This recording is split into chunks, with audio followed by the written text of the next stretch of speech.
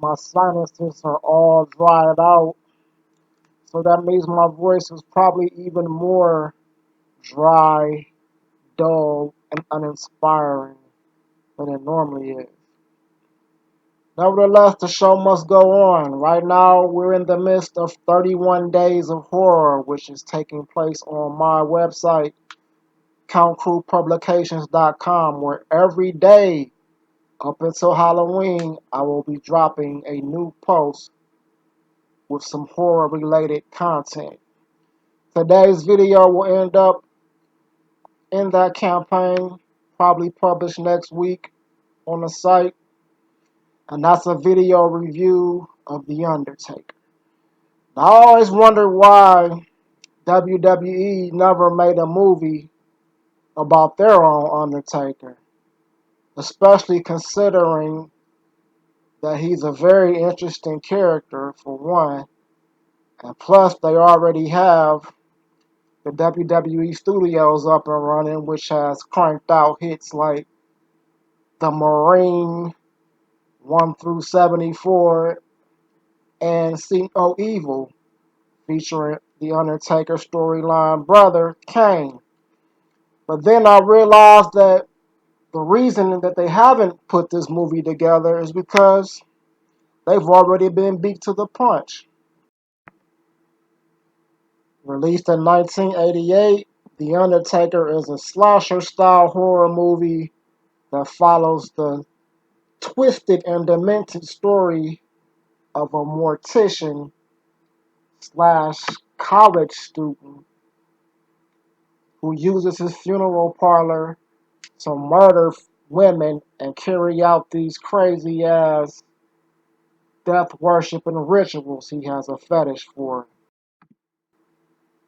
So right away, Nicky is a young college student.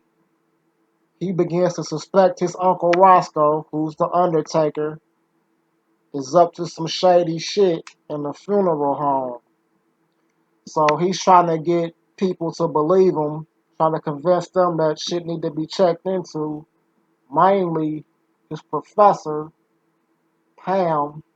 He's trying to get her to believe, that Uncle Roscoe has got some crazy shit going on, and he believes it could be related to necrophilia, which is a subject that she brought up in class and shit. So Nikki, he's weird by nature. When he's bringing up this topic of necrophilia, she's already looking at him like he extra creepy. So she not really want to buy into it and shit. But over time, shit starts to add up. Her curiosity starts to get to her, and things progress, and shit happens like that.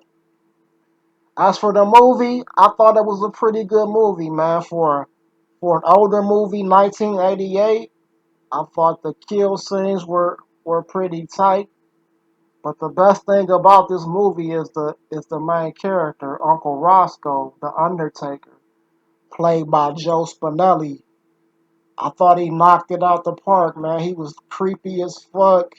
He was intense, and his character was like a mix of Paul Bearer, Percy Pringle, the Undertaker's manager, and fucking Gomez. I almost forgot his damn name. Gomez from the Addams family, who was also in the mortician business and shit. So I thought it was cool how he kind of embodied both of those characters in one phenomenal package, despite being a low budget, cheesy horror movie. Unfortunately, this was Mr. Spinell's. I think I got that wrong the first time. Joe Spinell. This was his final movie he starred in because he died roughly a year later in 1989. Fucked up. But he was great in this role, and I'm interested to see what else he got out here. As for The Undertaker, man, I guess there's still hope with the WWE and WWE Studios.